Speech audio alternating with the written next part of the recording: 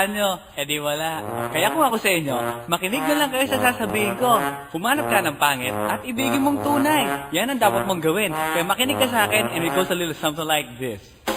Kung gusto mong lumigaya ang iyong buhay, humanap ka ng pangit at ibigin mong tunay. Isang pangit na talagang di mo matanggap, at huwag ang lalaki na iyong pangarap. Ngunit kung bakit ko sinabi to'y simple lang, pagkat magagandang lalaki ay naglalaro lang ng iyong oras. Pagod, hirap at salapi, ngunit handang-handang iwanan ka naman sa sandali na ikaw ay wala nang ibigay, diba? Kaya't pangit na lalaki ang hanapin mo, day. Kung hindi, sige ka, puso mo'y mabibiyak. Mawalay man ang pangit, hindi ka iiyak.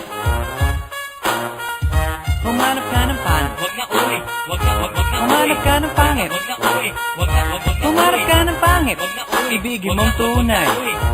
Wag na uy, wag na Humanap ka ng pangit. Wag na uy, wag na Humanap ka ng pangit. Wag na uy, wag na Humanap ka ng pangit. Wag na uy, Ibigin mong tunay. Isang pangit na babae na mayroong pagtingin, mga liwa ka man, sige lang, andyan pa rin, pagkat ikaw talaga ang kanyang pag-aari. Pag-isipan kang iwanan, hindi na maaari, at kung malingat ka man, huwag mag-alala. Sigurado ka naman walang makikipagkilala kung kasama mo siya. Di bali na ang katakutan, okay lang kung ikaw na may paglilingkuran. Kaya't para lumigaya ang iyong buhay, humanap ka ng pangit at ibigin mong tunay. Kung hindi, sige ka, puso mo'y mabibiyak. Mawalay man ang pangit, hindi ka iiyak, di ba?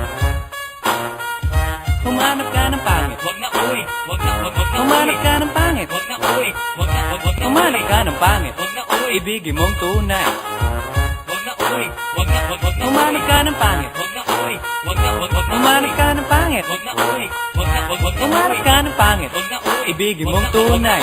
Sasabihin ko sa inyo kung anong nangyari nang may na-date akong isang pangit na babae. Manliligaw daw niya ay talaga ang daming, ngunit ng shy. Nakita ko mukha siyang lalaki at sa akin ay matatawa ka talaga, pagkat kahawig na kahawig niya. Si Zoraida, maniwala ka't ako'y napaibig niya. Bakit?